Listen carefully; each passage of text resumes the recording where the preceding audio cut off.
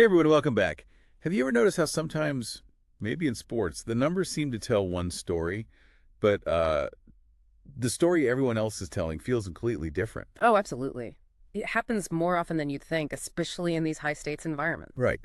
Well, today we're doing a deep dive into exactly that kind of situation in college football. Uh, We're looking at this really interesting article by Chantel Wharton called The Quiet Outlier: Why Shedeur Sanders Isn't in the Spotlight Despite Stellar Performance. yeah, it's a fascinating piece. Really highlights a paradox. Exactly. Our goal here is to kind of unpack the surprising truth, or maybe the mystery, behind why quarterback Shedeur Sanders, I mean, his stats are just eye-popping, but he seems weirdly absent from those big conversations about top players. Mm-hmm.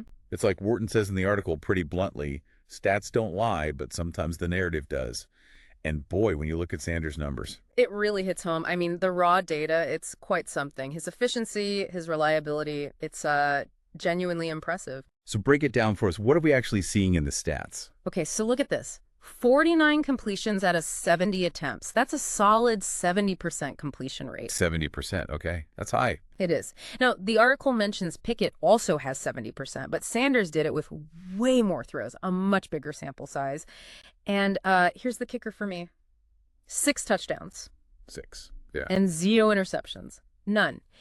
In a league that relies so much on passing, that kind of consistency, that trustworthiness, it's gold. 0 picks is huge. Yeah. So how does that stack up against the guys who are getting the buzz? Right, that's where it gets really interesting. Take Dylan Gabriel. He's definitely in the conversation, getting praise. His numbers, 51 completions, but on 91 attempts, so that's only 56%. And he's got 3 touchdowns, but also 2 interceptions. Okay, so lower percentage, fewer TDs and picks. Exactly. Then you've got Flacco, 43 of 74, that's 58% completion, 2 touchdowns, 0 picks.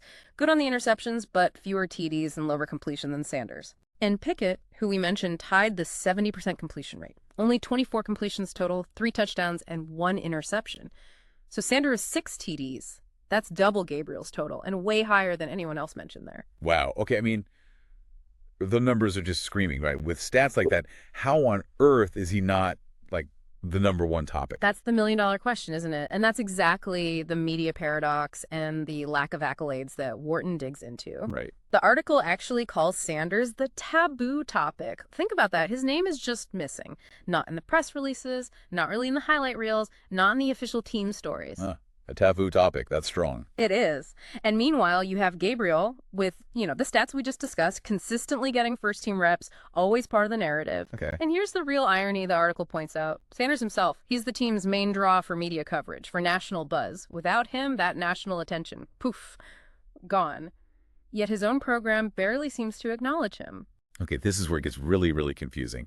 The stats are there. The national attention is there because of him. So what's actually going on behind the scenes? What's causing this huge disconnect? Well, this is where the article wades into, let's call it the murky waters of team politics and, well, media management. It suggests a few things might be at play. Like what? First, this idea of star power as a double-edged sword. Sanders didn't just show up. He arrived with huge existing fame. His name, the family connection, the brand. Yeah, you'd think that's a massive plus. You would. But the article posits that maybe it makes him feel like an outsider within the traditional team structure. There might be this unspoken fear among the staff, perhaps, that building him up too much could lessen their control or, shake up the established locker room dynamic. Okay. Fear of losing control. What else? Then there's just plain old favoritism and tradition. Sports programs sometimes just stick with what they know.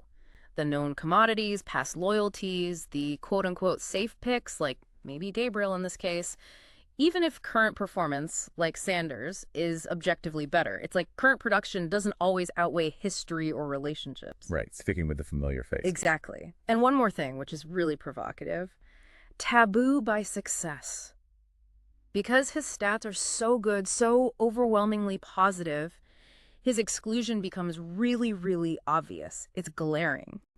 So bringing him up forces awkward questions. Precisely. It forces the program to answer things like, well, why isn't he starting? Or why isn't he getting first-team reps? And maybe, as the article suggests, those are questions some people would just rather not answer. Wow.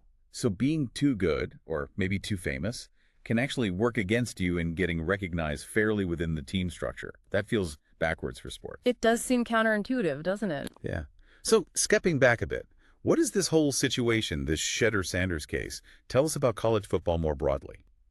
Well, I think it puts a big spotlight on whether college football is always the meritocracy we like to think it is. Is it really always about performance? Good question. Sanders is almost a perfect case study where, performance seems detached from the reward, at least in terms of internal recognition and starting rules. The numbers, the film, they shout, "Start this man!" But the culture, the system, it seems to be whispering, not so fast. Mm. It also really underlines the importance of narrative. It shows how teams and maybe the media around them too actively shape the story. And sometimes it's just easier, maybe politically safer, to tell a story that leaves out names or facts that raise those uncomfortable questions we talked about. Easier to stick to the preferred script, basically. Sort of, yeah. And the article warns about potential consequences too. When programs seem to overlook obvious talent, maybe for reasons of comfort or politics, they risk losing games, sure, but they also risk losing credibility, especially with the players in the locker room. They see everything. They know when things aren't fair. Yeah, players definitely know what's up. That lack of fairness perception can be corrosive. Absolutely. It ripples through the whole team. So, just to kind of wrap our heads around this, Yeah.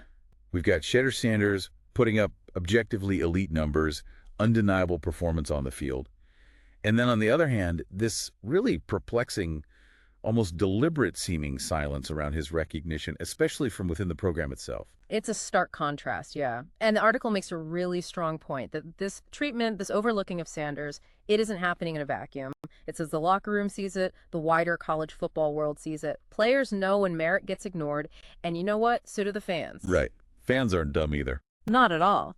And the piece goes even further, suggesting that without Sanders, this program could actually slide into obscurity because he's not just their best performer statistically, he's also their primary draw for fans, for recruits, for that national attention we mentioned. So the stakes are actually really high for the program itself. Yeah, it sounds like they're playing with fire a bit. Yeah, There's a really clear lesson in here, isn't there? Something the article highlights. definitely. It boils down to highlight performance, not just personalities.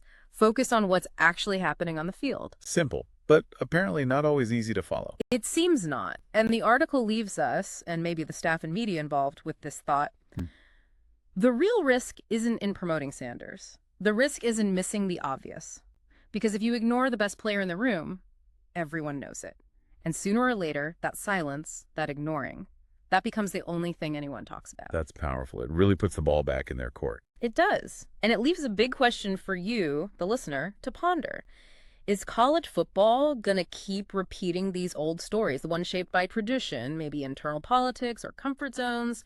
Or is it ready to embrace a new kind of narrative, one that's genuinely led by the numbers, led by the undeniable performance of the player, the man under center? A really important question for the future of the sport, I think. We'll have to see how it plays out.